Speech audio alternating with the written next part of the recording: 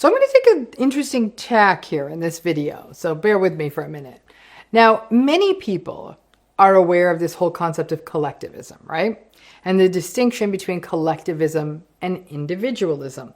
The United States is traditionally considered to be a very individualistic culture, a culture that values autonomy, the needs, the wants, and the aspirations and the rights of the individual being put ahead of, or at least on equal footing with collective groups such as family and communities. It's okay to exert your individual rights in an individualistic culture.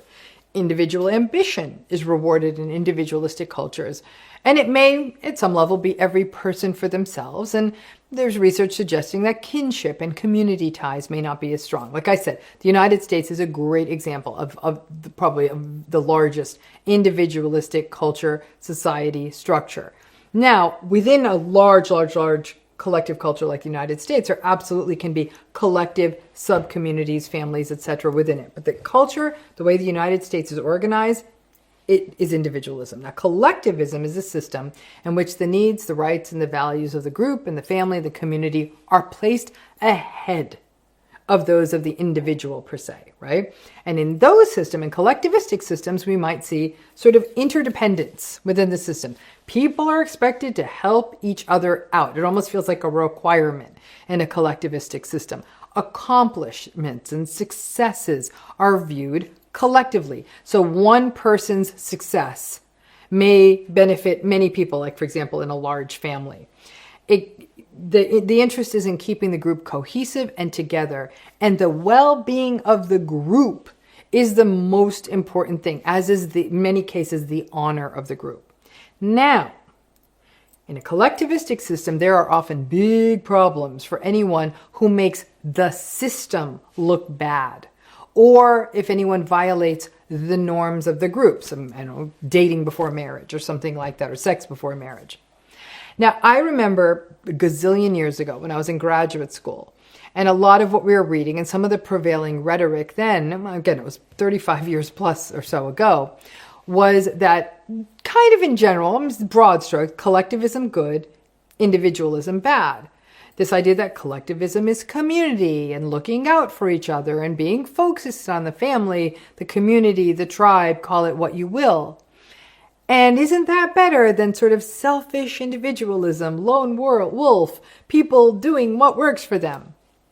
I grew up in a family that came from a collectivistic culture, but I grew up in an individualistic one. Now that got messy. Ultimately, I have to say it was my salvation, because an individualistic culture like the United States gave me places where I could be myself and be supported for that. That would have been a lot harder in a collectivistic culture. But in some of my own graduate school research and published research, I did explore how collectivism may have impacted the willingness to engage in behaviors that might face stigma, like seeking out mental health services. So the news on the collectivism wasn't always good, right? But we still like, oh, that's so collectivistic. Isn't that nice? Families stick together kind of thing. Well, the thing they didn't teach me in graduate school, there were a lot of things, but this one absolutely was, central. They didn't tell us, most of us, that narcissism flourishes in collectivistic cultures. You may like, what? Why ever so? Isn't narcissism all about individualism on steroids? I mean, if individualism isn't valued, then how would the selfishness and the low empathy flourish? Well, narcissism itself develops through multiple pathways, right? It's this kind of coming together of temperament and adversity, attachment issues, trauma, overvaluation, and put that all in a blender. And as a result, the ingredients that kind of amp up the odds or the probability of narcissistic personality development, they exist in all cultures, right? You may also wonder if this individualism isn't valued, like somebody can't go out and be their own person, then why would narcissism flourish so well in a collectivistic, less individualistic culture? Well, here's the problem. If you grew up like this, you know what I'm talking about. The larger issues in the collectivistic systems, especially the focus on honor, is that the system is more important than the individual people in it. And the optics of the system, that it does need to look like unitary and good to the world, that stepping out of line in a collectivistic system brings shame on the entire family, and the ultimate focus is on the system over the individuals in the system, can actually sometimes mean that in a collectivistic culture, it's like a petri dish for narcissistic abuse and, frankly, trauma.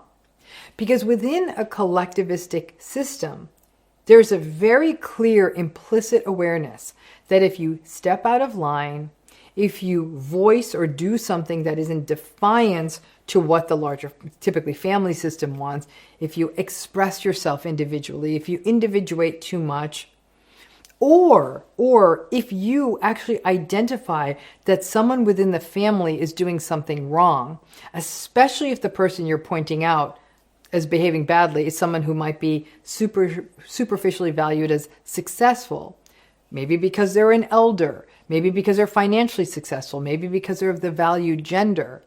Or if you were to call out someone in one of those systems for behaving manipulatively or abusively, in those systems, in collectivistic systems, the person pointing it out is the problem.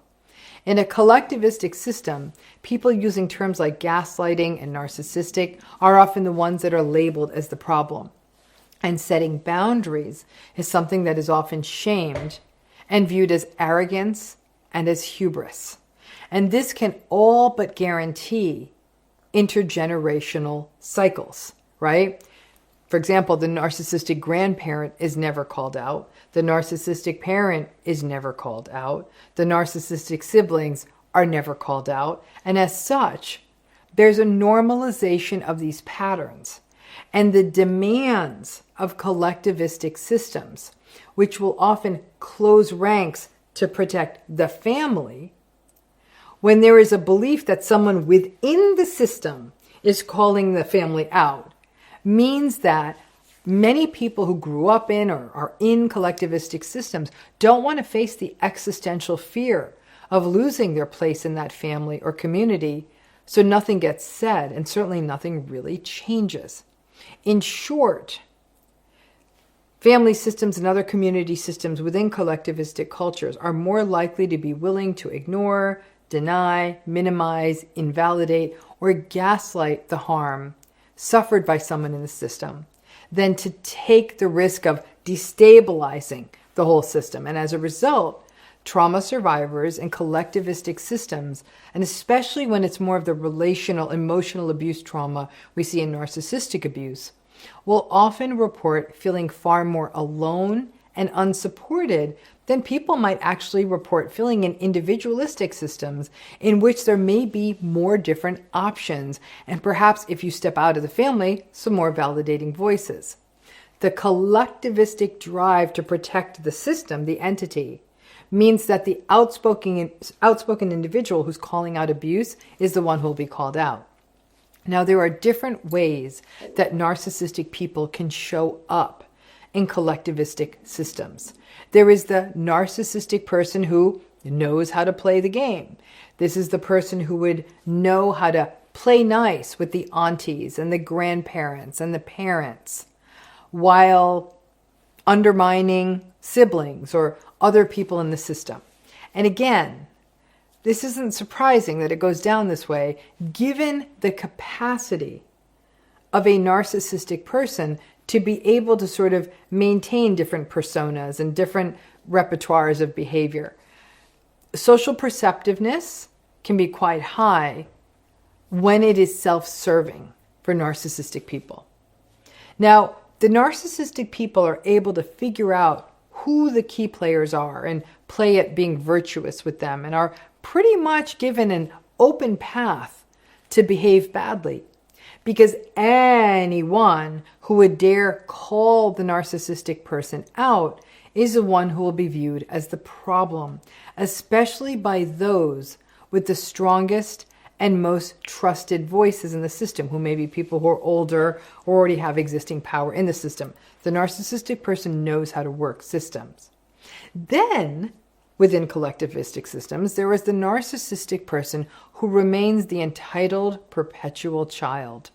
The sort of vulnerable, narcissistic person who definitely may remain sort of emotionally stunted and still get their laundry done and their dinner served well past the age that might be considered sort of appropriate in many cultures.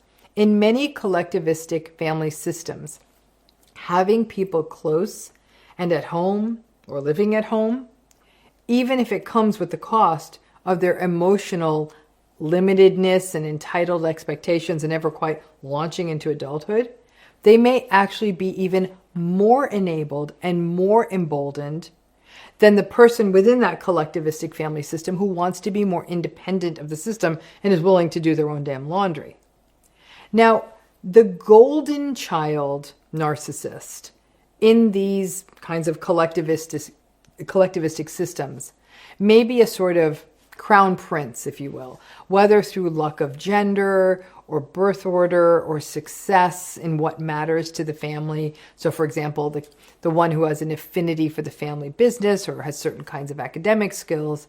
This may be the apple of the parent's eye and of the larger family system's eye, and is someone who might actually be able to behave horrifically and abusively to other family members. And anyone who has a problem with that golden child narcissist behavior, that's the person who's going to get shamed and shut down, not the person who's mistreating people.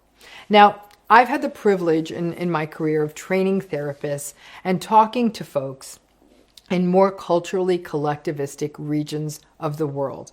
And it is next level stuff when it comes to guiding clients who are actually having to deal with narcissistic abuse. So clients who are dealing with everything from trauma bonding to feeling safe enough to see the narcissistic dynamics clearly. Frankly, in most of these, kinds of conferences and presentations, what I've heard is that the narcissistic abuse is often much worse. There's less protection. There are fewer places for people to turn to for help.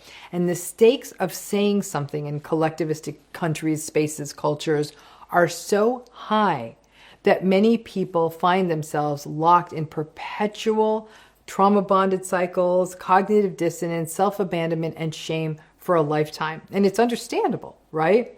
Change is very unlikely, and the system is almost always going to take the stance that everyone can and should find a way to compromise and get along.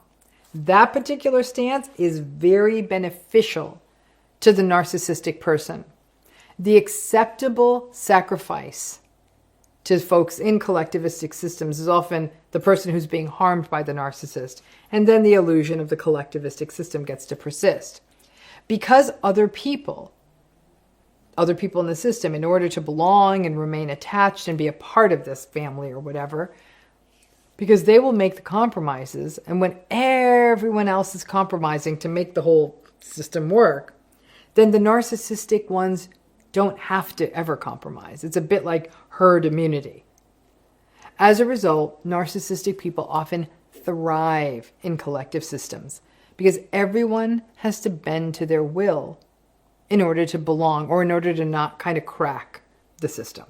Now, what does any of this mean for healing? It means a lot. The healing is often going to be more difficult for folks from more collectivistic cultures and systems when they're experiencing narcissistic abuse, because they're much less likely to be able to make big moves. They're less likely to have help or to access help. And the cost of leaving and even the cost of seeing the dynamics is very high. It often means massive sacrifice if someone decides to make the leap, losing a family of origin, losing a place in society or in the culture, or facing tremendous shame, which may also be faced by other folks, like the person's own children within that system, about being frozen out. And then there's that fear of regret. Will I ever feel comfortable with never being a part of a family again or losing key family relationships? And in the most severe cases, even physical abuse could happen if somebody decides to sort of say, I'm not doing this anymore. Listen, people have and often do create separate lives from a family of origin when they do come from a collectivistic culture. Some people may emigrate to a faraway country. Perhaps some may even marry out of the culture. What's ironic is that those behaviors and those choices may be far more tolerated like you just moving away or you marrying someone different, that may be even more tolerated than calling out people within the collectivistic system, family, for example, for behaving in a manner that is manipulative, abusive, or toxic, or trying to set meaningful boundaries, or being unwilling to engage with certain family members because of their antagonistic behavior. It's almost like, how dare you call this family out? And remember, just because a family may physically, again, immigrate away from their original cultural space, it doesn't mean that collectivism goes away. In fact, it's often held onto more tightly in the new culture, meaning that even if a collectivistic family moves into an individualistic culture, the collectivistic vibe may be as strong, if not stronger than ever. But that doesn't mean that healing is impossible. While healing is certainly far easier when you do have people that validate your experience and people who bear witness, and having some spaces in your life where it's validated, a therapist, a friend, a person even within your collectivistic family system who sees it and is as caught up in the collectivistic sort of confines as you are, all of that can help you feel less alone, more sane, more trusting of your judgment, but it is definitely a longer, more lonely walk. It may mean having to cultivate safe spaces outside of the collectivistic system and culture, and may involve building meaning and purpose into your life, and learning to engage differently with the narcissistic folks, especially within the family and their enablers, without drawing attention to what it is you are doing. And in some cases, it may mean making the ultimate leap out of the entire family, despite the grief and the loss that come with it. That leap may be much more dramatic and carry much more permanent losses. I've had to navigate this. I've had to watch family members navigate this, and I've had to walk clients through this. Making, for example, painful no-contact decisions within a family that's embedded in a collectivistic culture is messy. Listen, in my case, in order for me to even get there, I needed to have my own life. I needed to be indifferent to losing big pieces of the system. I had to be able to care for myself financially. And big surprise, once I did finally plant that flag, it was bye-bye, Ramani, peace out. You don't get to call us out. They were much more likely, in my case, to close ranks around the narcissistic person and protect her than to hear that this person's behavior was harmful. When I was a kid, and even when I was a younger adult, I didn't have that power or self-trust. I had to hit a wall of indifference about losing everyone to finally do something that should have been done a long time ago. There is definitely something more culty feeling about collective systems because there is such willful denial of the toxic patterns and such willingness to castigate and shame the people in those systems who see things that are a problem and are willing to call them out. Now listen, don't get me wrong. This is not meant to say individualistic systems have it all figured out. They bring their own struggles, and the narcissistic folks are often given damn parades within individualistic cultures, literally given parades. But there may be more paths out in individualistic systems, maybe more places to find to be yourself.